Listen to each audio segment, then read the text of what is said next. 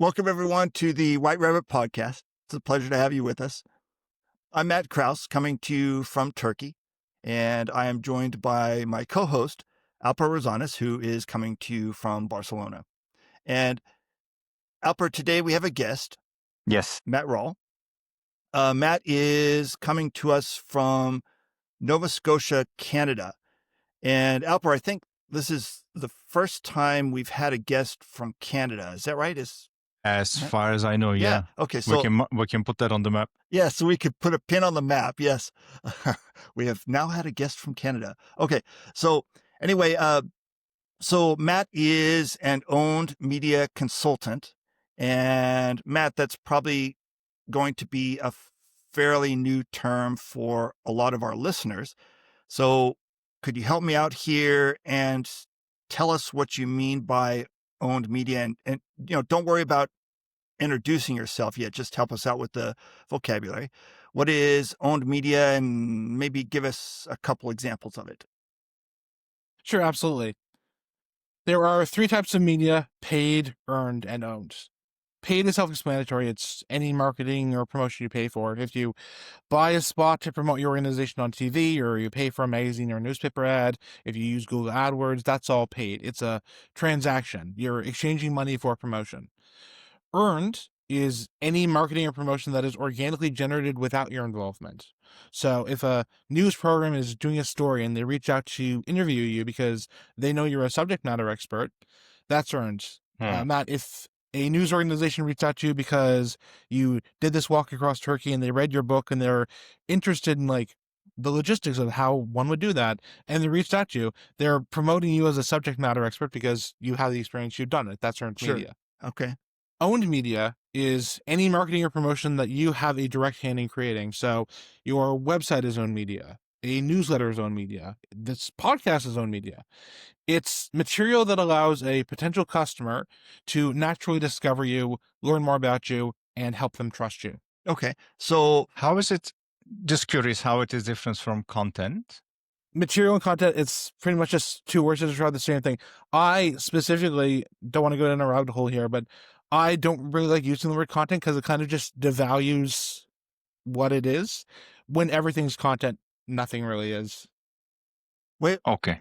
Matt, we'll get back to the intro here in just a second, but you are in large company of people who are suspicious of the word content, because I know I'm very suspicious of the word content, and I suspect that Alper is too. Are you a suspicious of content person, Alper? That's why I wanted to see if there's a difference in between. Yeah. Okay. So anyway, so earned or owned media, so things like newsletters and podcasts, two things that I'm very familiar with since I do both. And what caught my eye initially about Matt, and we'll get deeper into this idea in a moment, what caught my eye initially about Matt is his advocating that people be more themselves in their newsletters, which is, as my own newsletter readers are familiar, I beat that drum, or as Alper and I say on this podcast, I beat that dead horse a lot. So, but first, Matt, help me wrap up this intro. Tell our audience a little bit more about yourself, and what have I missed here that our audience should know about you? Sure, and thank you both for having me. I'm really excited to be here. I've worked in marketing for 10 years, primarily as a copywriter and content marketer, with about half that time spent in agency. Over the last few years, the digital landscape has shifted tremendously in terms of the value and the utility of digital platforms that people had relied on to market themselves for 15, 20 years prior. If you've ever thought to yourself, the internet just kind of seems worse now, you're not wrong. A couple of episodes ago, Alper mentioned the AI slop episode of Last Week Tonight with John Oliver, which does an excellent job explaining why this is kind of happening. But something that stuck with me is that Facebook, for example, now shows users posts from accounts they don't follow or have no relationship with close to 36% of the time. Yeah. When you use a social network, you expect, I'm going to follow these people, I'm going to see their posts in my feed, and we're going to have a community, and I'm paying attention to things from people I care about. Uh-huh. That's not really fully the case anymore. True. The technology writer Ed Zitron had a brilliant piece last year outlining how, in pursuit of more growth and more revenue, Google degraded their core search product. And now, with their no click search results or their AI overviews, they're actively stealing and repackaging traffic from websites and information from websites, while also offering maybe that information isn't entirely correct or True. it's conflated in some way. Or if you use the platform at all, I know that both of you do, I do as well. It's been easy to notice the big squeeze on LinkedIn this year, where there have been a lot of problems. Reach has been cut. Previous functionality has been stripped away to encourage you to spend money on ads or to buy premium. I have a pet theory. I don't know if it's entirely true, but Microsoft is making a big push towards finding more funding for OpenAI. And so they've squeezed a lot of their internal resources. There was a bunch of cuts in their gaming division at Xbox recently. They have degraded LinkedIn so that it's not as useful as it was just 6 to 9 months ago. So it's really interesting to see them kind of say, everything AI is the future. We're gonna try and squeeze everything else to get more juice for our AI efforts. And one more thing before we get started, Matt. Tell our listeners, if they want to get in touch with you, where can they find you? Sure. So, ironically, you can find me on LinkedIn, which is maybe not the best argument for my case, but you can also find me at my website, MatthewRawle.com. That's MatthewRawle.com, where I have a newsletter. It's intended primarily to be weekly, but you can sign up for my newsletter. There's a bunch of material there that I've written in the past about helping people take back ownership of their audiences and market like human beings again, and do it in a way that it just works. Okay. And so let's get started with today's main topic. And this is, after all, a presentation and communications related podcast. So, Matt, just a heads up to you. Alper and I are probably going to tend to come at your subject matter from that angle. Matt, you've talked before about how owning your media allows you to do stuff that connects with people better. And connecting with people better, by the way, is a regular theme here on the podcast. So you've talked before about how owning your media allows you to do stuff that connects with people better, stuff that you can't do if you are chasing an algorithm. So maybe let's start there. Why is owning your media more conducive to connecting with people than, say, LinkedIn, where, I can write one post and maybe it gets seen by a gazillion people? Sure. I think the right way to frame that is, yes, it could be seen by a gazillion people, but are those gazillion people all going to be the right customers for you? If you are running a consultancy or even a business, you want to find people that could be potential buyers for you, or you want to have you eventually want to have some kind of sales relationship with them or some kind of purchasing relationship with them. If I'm putting out a post on LinkedIn and I'm shooting it off to the void, there are a couple of things that are working against me in that context. One is that I can't control who actually sees my material. So I could post it, I could drive myself crazy posting it all hours of the day, all the time, weekends, around the clock, and there's no inherent guarantee that it's actually going to reach anyone who I am trying to build or strengthen my relationship with. Okay. The second thing is that I think in the digital marketing age, we've gotten really good at this. We've gotten really good at the idea of more growth equaling better. I think this came up on your chat with Pranav recently, is that you only need so many customers, or if you have a lot of reach, you have a lot of potential eyeballs on your stuff, they're not all going to be good fits because people are maybe they're just curious, or what's the value of an impression, right? So someone just scrolled by your post and they didn't actually click on it. They didn't actually engage with it. It's just there. It's just eyeballs on screen scrolling past. That would still be counted as an impression, right? So it's hard to gauge the real utility of posting to social in this context. If I make a post and it gets picked up by LinkedIn News, which that is like a very valuable thing to happen within the platform itself, But that doesn't mean that like all the people that are viewing that news story are good fit customers for me or would have an interest in or a need for my product or service. And so it's difficult to conflate saying, why don't you just post a LinkedIn or why don't you make a Facebook page or use these other platforms, SEO optimize for Google. There's still relative value in that because there's a bigger potential audience. The actual audience, the audience that needs you, the audience that could find value in what you do or what you're producing is much, much smaller, minuscule. And so what could end up happening is you get a bunch of followers that, they followed you based on that one story or never engaged with you again. So you could build relationships with those people, but they could never be in a position to buy.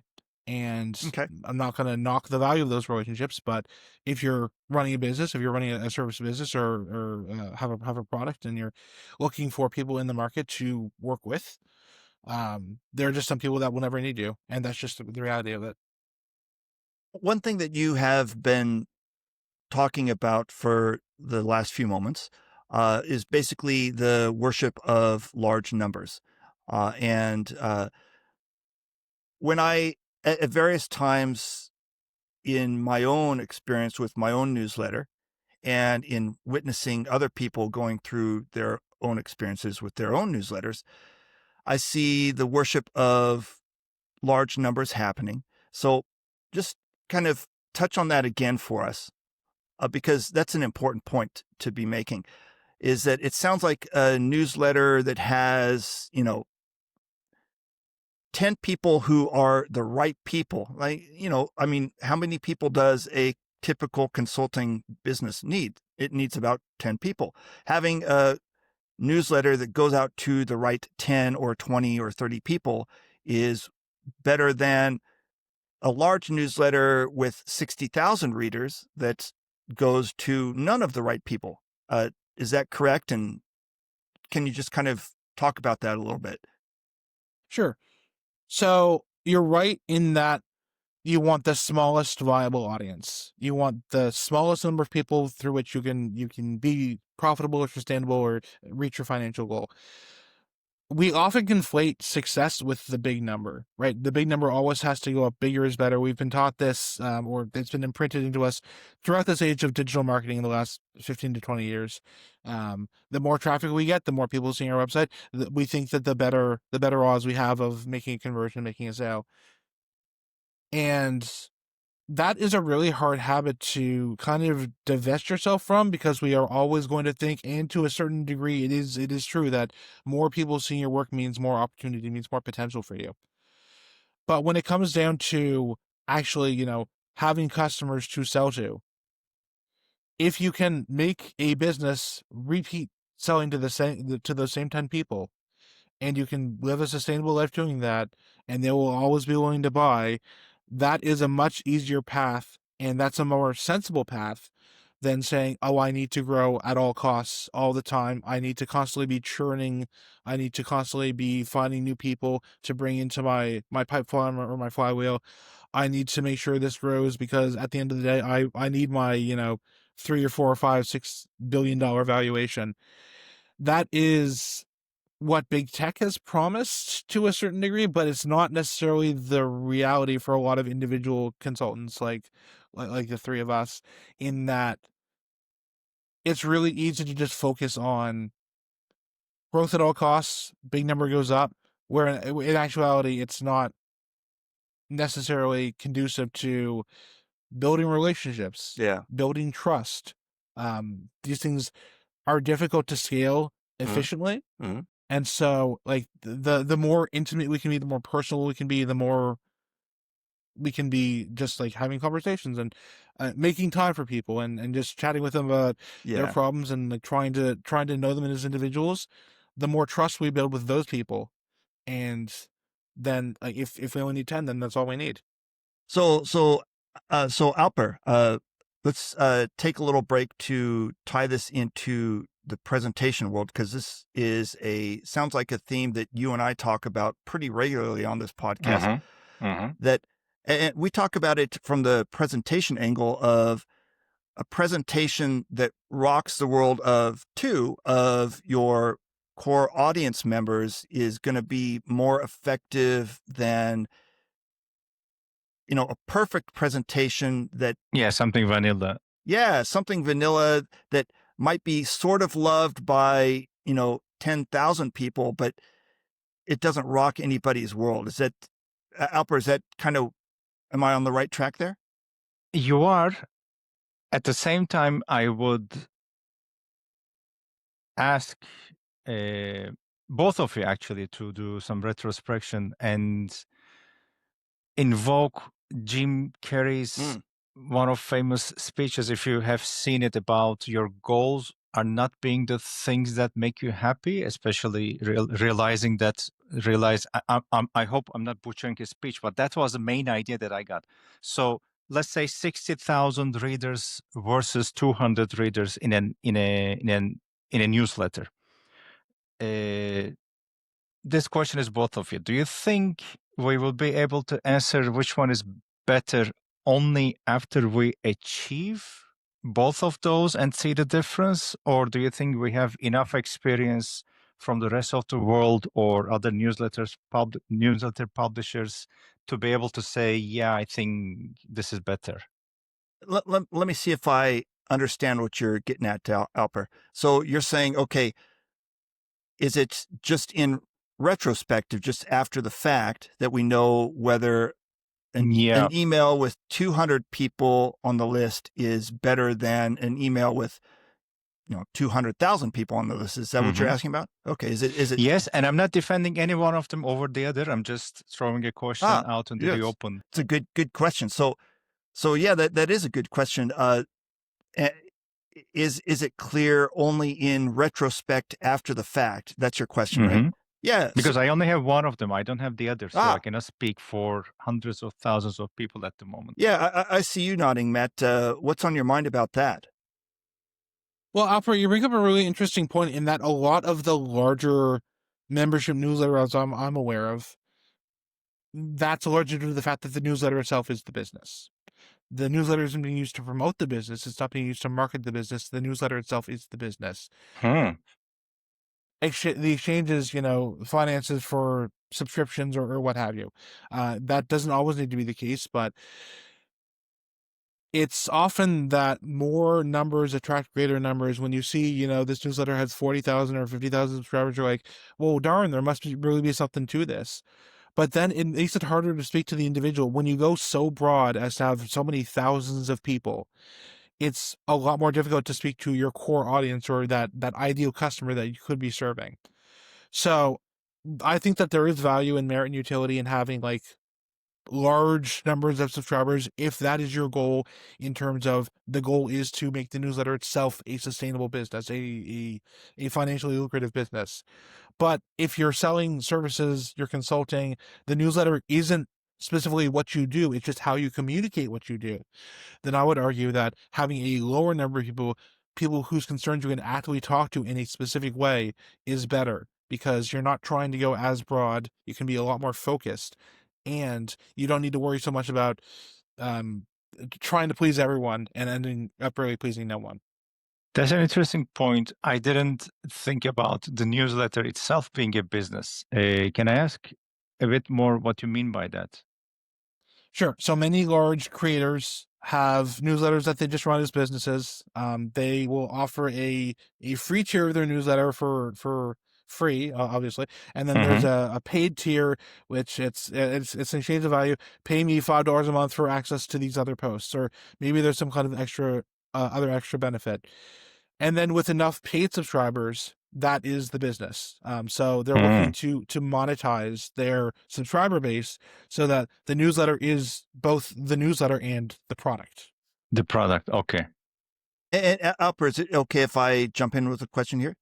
Matt, I've got a question for you, but before I throw it over to Alper, and also at one point later on in the podcast, you have some screenshots that you wanted to share with us. But before we get to both of those, I have one more question for you, and that is,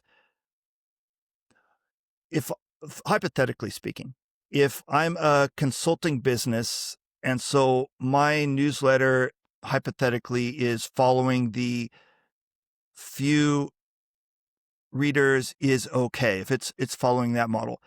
One of the pushbacks that I get a lot, it would be, yeah, but if you have 60,000 readers, if you have a much larger number of readers, then they can spread the word of mouth about you.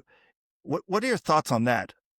A larger reader base means more word of mouth. What do you think about that? Alper, would you like to go first? Actually, I will hear from you first. So you're right in that there is critical mass theory. A large community will just get larger and larger based on the people that are in it. Like more people can bring other people into this community, and it's like a multiplication effect.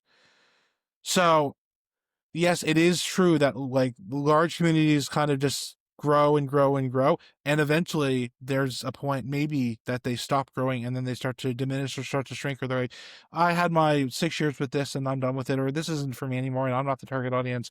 So it is a lot easier to grow when you have a large number of people already. But again, it's not looking for like the largest number of people that you can have, it's looking for the right people. If I am running a newsletter as a business and I have 60,000 followers and maybe half of them are paid, that's fantastic. If a third of them are paid, that's great. The difficulty is, and this is something I noticed a little bit, is that it is hard to monetize after you've grown a large audience. It's easier to have monetization in mind in the first place so that people expect that there is going to be some element of this at some point in the future where there's going to be a value exchange. I've seen people like have massive Twitter followings, like 80, 90, 100,000 subscribers, try to go over to a crowdfunding platform like a Patreon and just not be able to find success because the people that had followed them were so used to just getting the free information. They didn't want to pay for it. It was ingrained that just this thing is free. Yeah. They didn't want to pay for it when it came time to value exchange. And so I think it's a good point to make, is that when you have the end goal in mind in terms of if you want to monetize your newsletter, if you have monetization in mind in the first place, it makes it far easier to build up the habit in your readership so that they are going to expect there's going to be a certain point, a certain threshold, but whereby you're like, okay, so that was really great. We grew for 2 years. Now I'm going to turn on monetization, and every week there's going to be an extra post, and to get it, it's going to cost like $5 a month. So that is kind of how I come at that.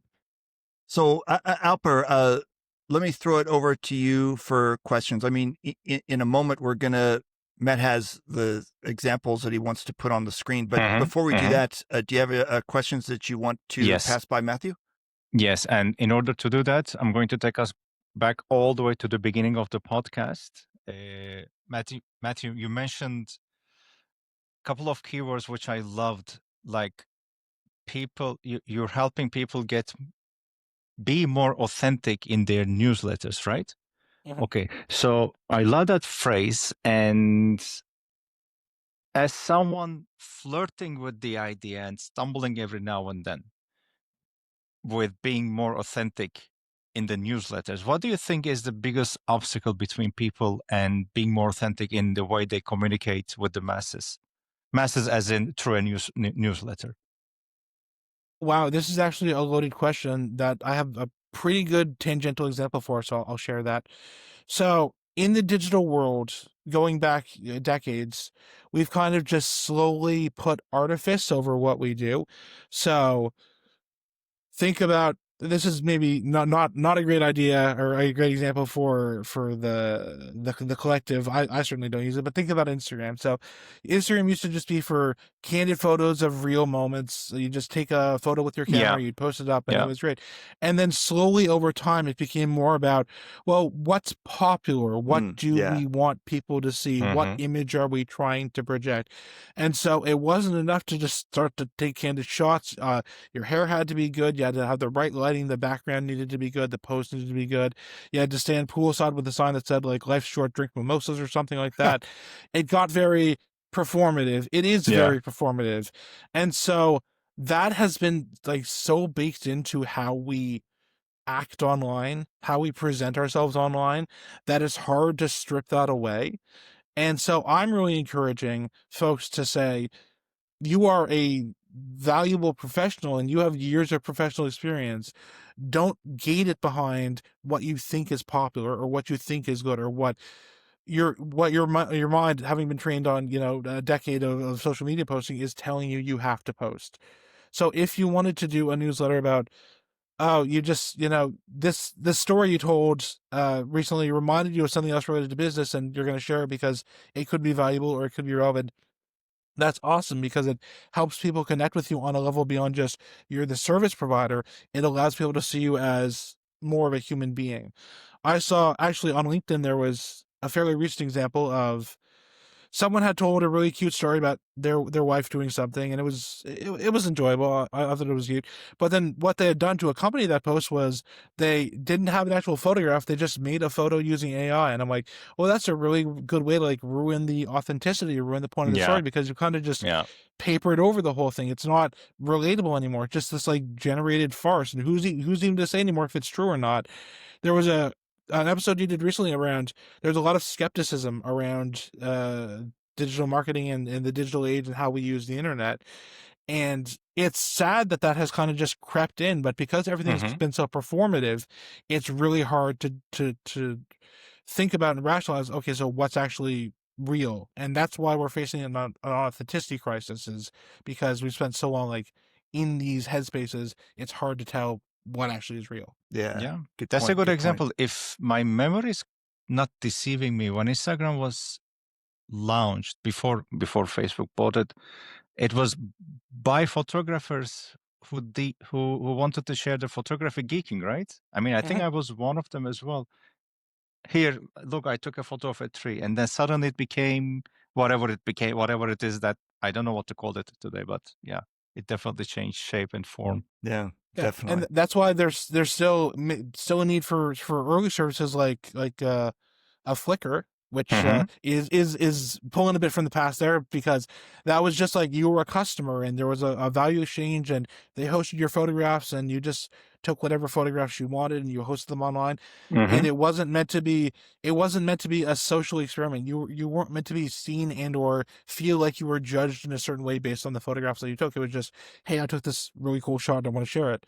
So when things become free, there's always another cost. And in this case with Instagram, the cost is it kind of changed how we present ourselves. And I'm sure there are other networks, but I'll use that as the example.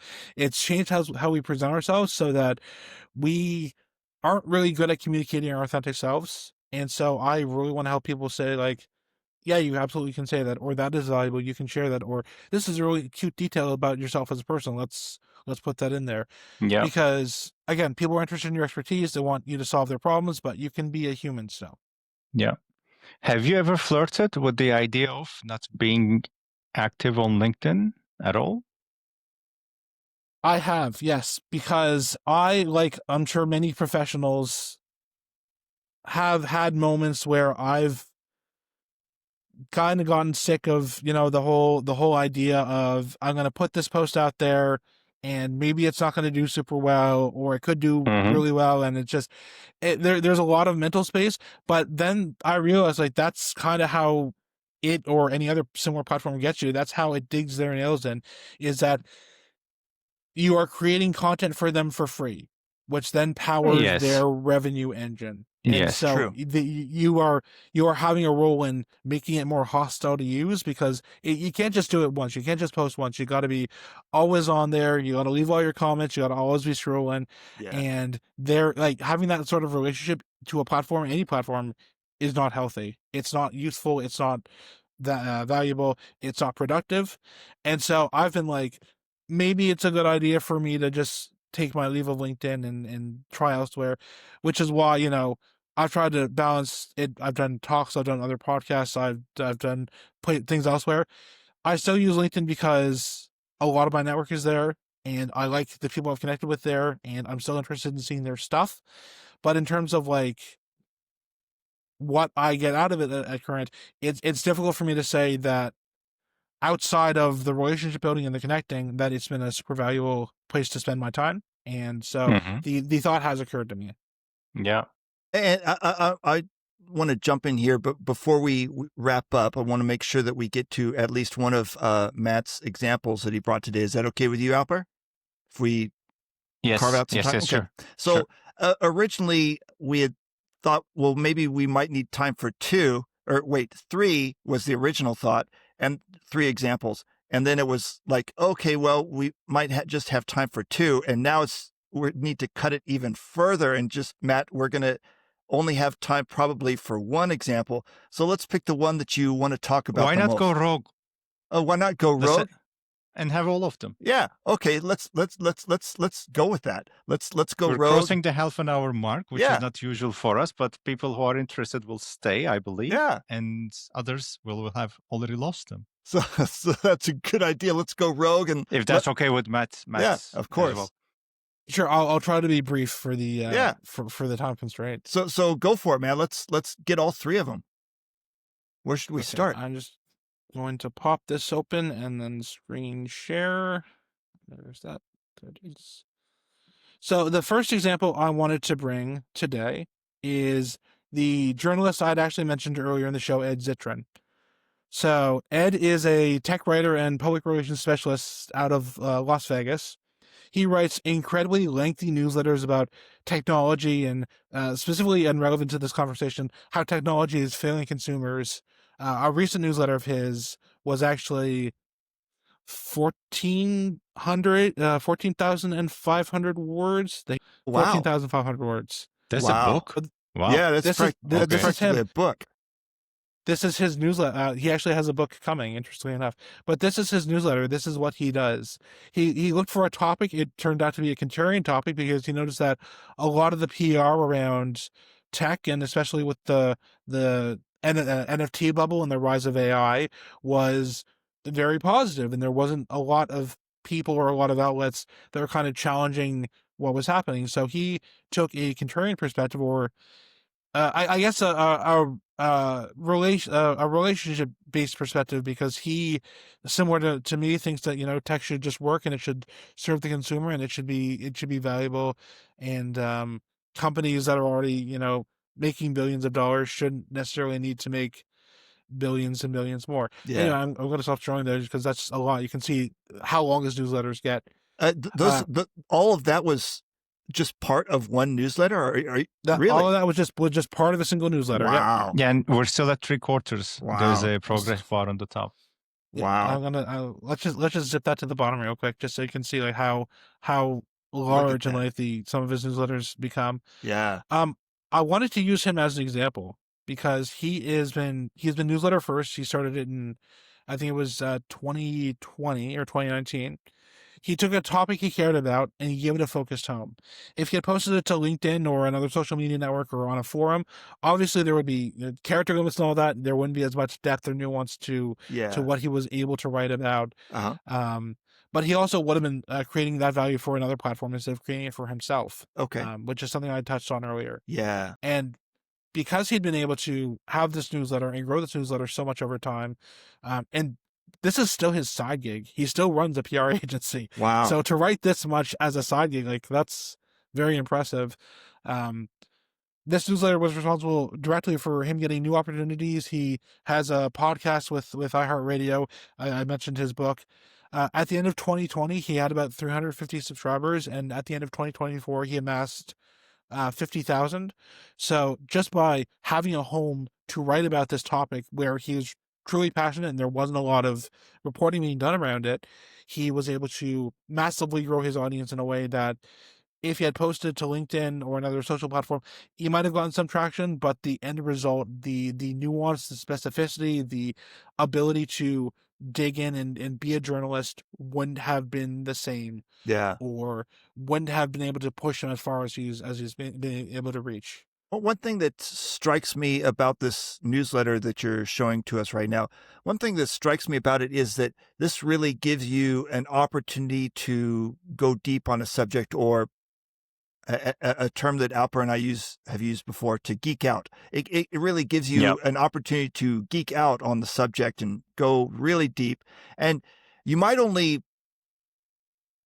connect with, let's say that your numbers are really small. You might only connect with, let's say 100 people, but his numbers are much bigger, but when you're geeking out, you might only connect with 10 or 20 or 100 people, but those 10 or 20 or 100 people are going to remember you, and they're going to want to have you around. Exactly that. Earlier, I brought up the idea of the smallest viable audience. If there's a topic you're super passionate about, it doesn't even need to necessarily be like a business conversation. Maybe it's something down the line. I know a friend of mine has worked in digital marketing, and they're thinking about, oh, maybe I'd like to try independent journalism, something completely different. It doesn't necessarily need to be what you're doing now or have a business case for it right now. It's just be passionate about something, put it out in the world, and then allow the opportunities to find you. Be proactive in choosing to be chosen to make those opportunities. Yeah. Good point. Good point. Okay, so shall we move on to the second one or Yeah.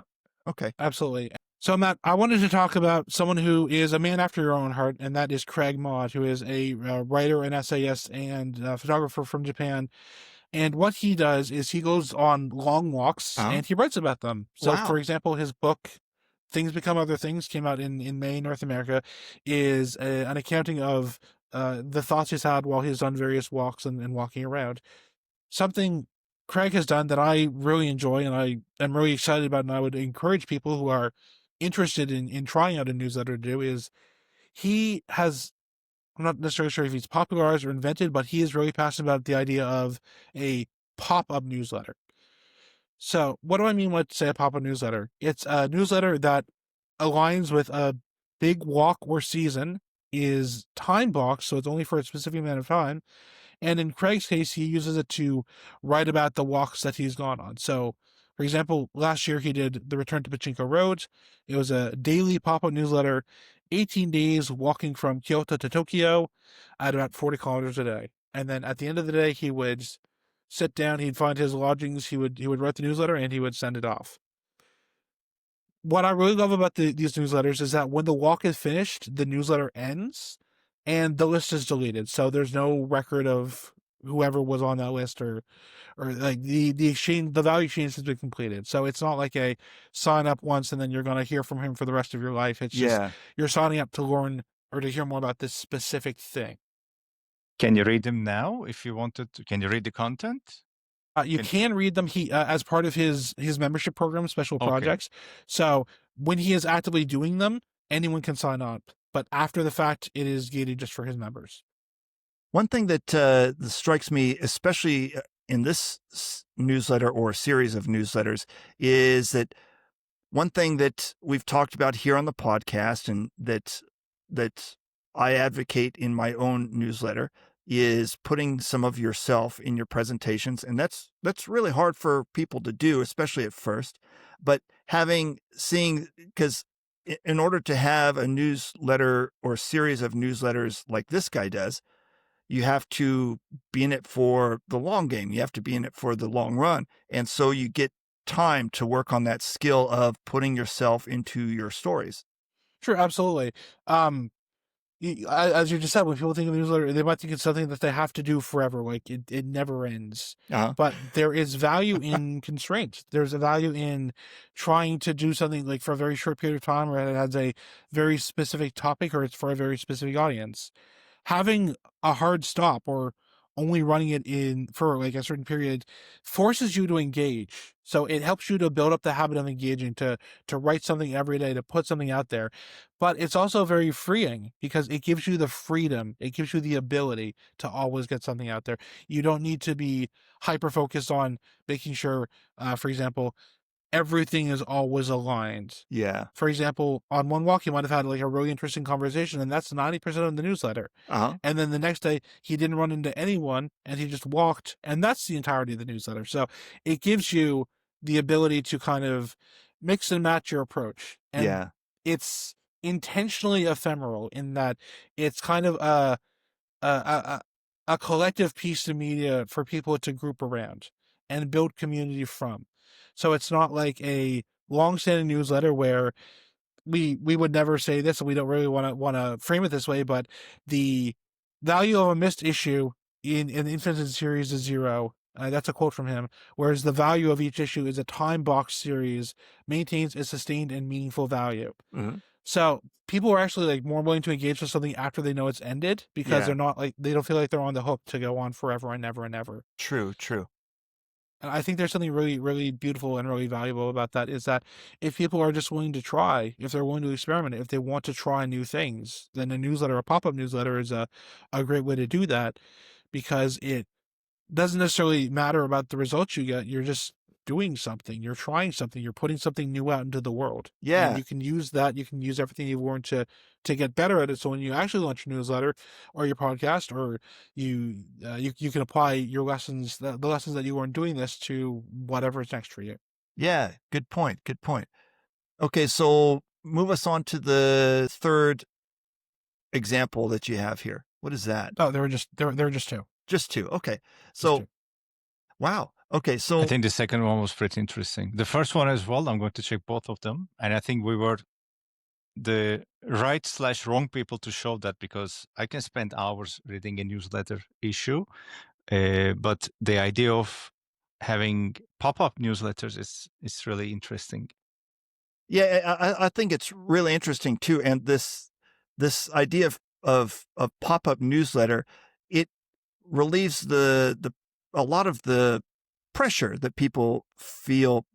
They think, oh, if I open the spigot once, if I send out one newsletter, I'm going to have to do it, every Thursday for the rest of my life. And maybe I might hit a dry spell where I don't have any ideas, or I have writer's block or something like that, and then they never get started. But with the pop-up newsletter, you kind of relieve yourself of that pressure. Absolutely. When you start with the end in mind, getting through it is a lot easier, because you know at some point it's going to end. Yeah. Okay. Well, on that note, we should probably wrap up the podcast for today. So before we wrap up for the day, so Alper, do you have any remaining questions for Matthew?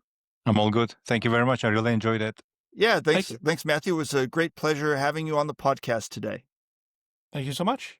And so everybody, Alper and I will see you in a couple weeks with the next episode. Mm-hmm. Take care, everyone. All right, thank you very much. Bye-bye.